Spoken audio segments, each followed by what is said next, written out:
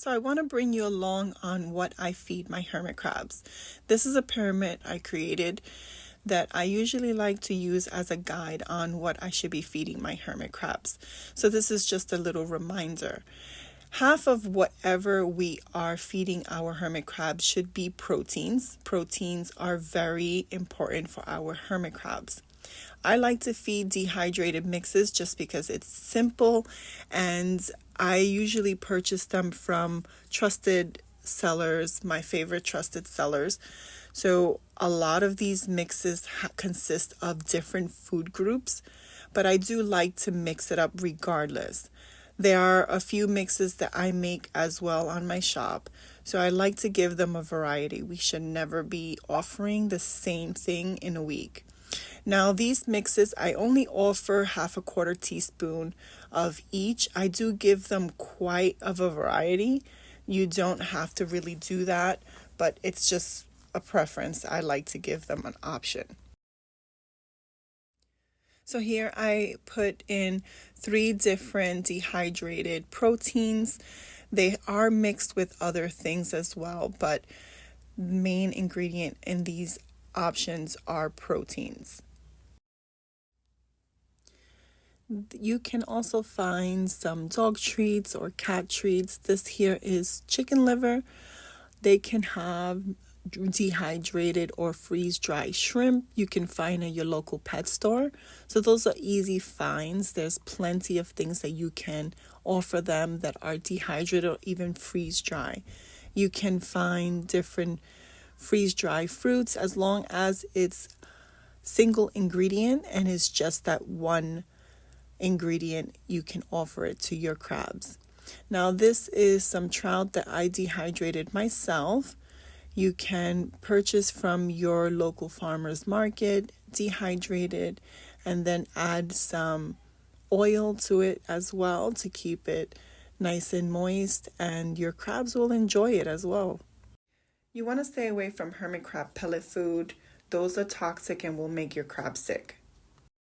So let's say you're just starting out with your hermit crabs and you don't have these items. You can use fresh meats from your home, nothing processed like ground beef unless it's 100% ground beef.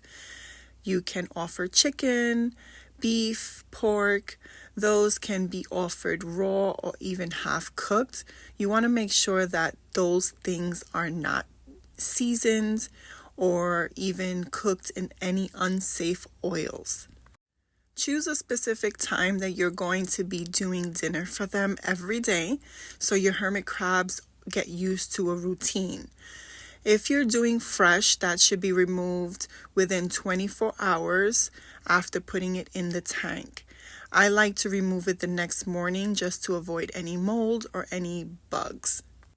So now here we have vegetables. You can use any kind of vegetables. If you are using leafy greens, you want to make sure that those are cooked before offering to your crabs. And then we're offering fruits. You can offer single ingredient fruits like pears. I dehydrated this myself and just offer them a small little piece. Now I like to offer them seeds. You can do different seeds. Not all seeds are safe. You want to make sure that what you're offering is safe. This is a mix of sunflower seeds, millet, all different kinds of seeds all together that I make myself. Now I'm offering almonds. You can offer peanuts, walnuts, as long as it's not black walnuts, they are safe. You want to make sure that nothing is salted or seasoned with anything. It has to be plain. Now this is my crabby granola that I make for my crabs. This is a mix of different oats, and I add popcorn to it, coconut. It's just a really nice mix I have available also on my shop. The crabs absolutely love it. So this is something that I always keep in my tank just because it's a favorite. Up next would be some lentils. You can offer different types of beans. You want to make sure that they are cooked first before offering. Dehydrated mixes can be changed every 2 to 3 days.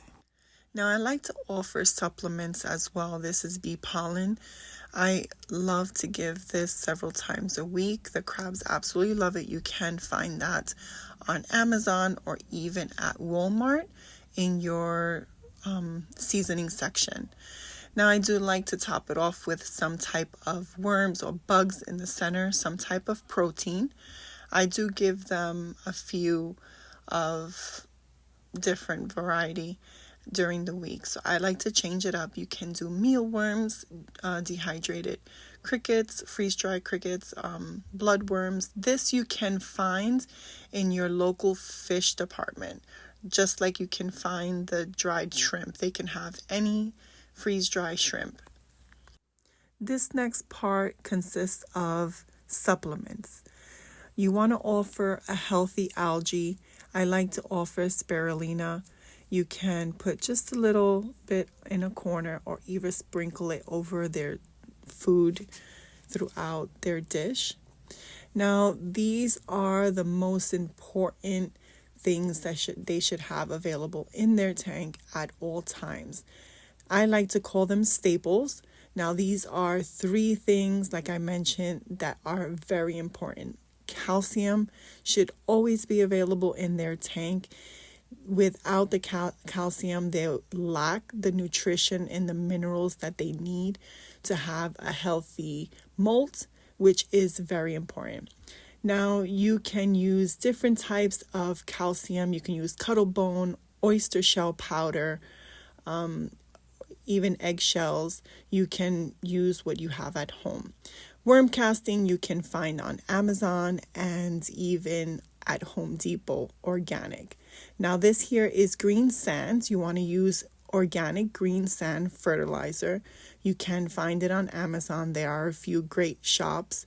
You want to make sure that if you're using worm casting, you freeze it a few days just to make sure that there is no live worms or eggs in them.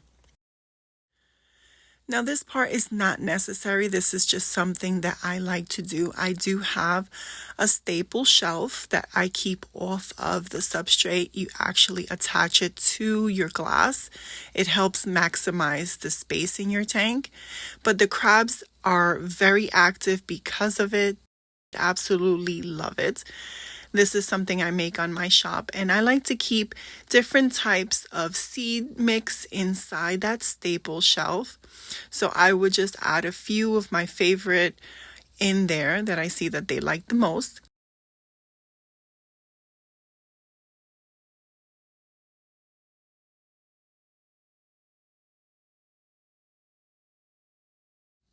Another thing I like to keep on that staple shelf is oils.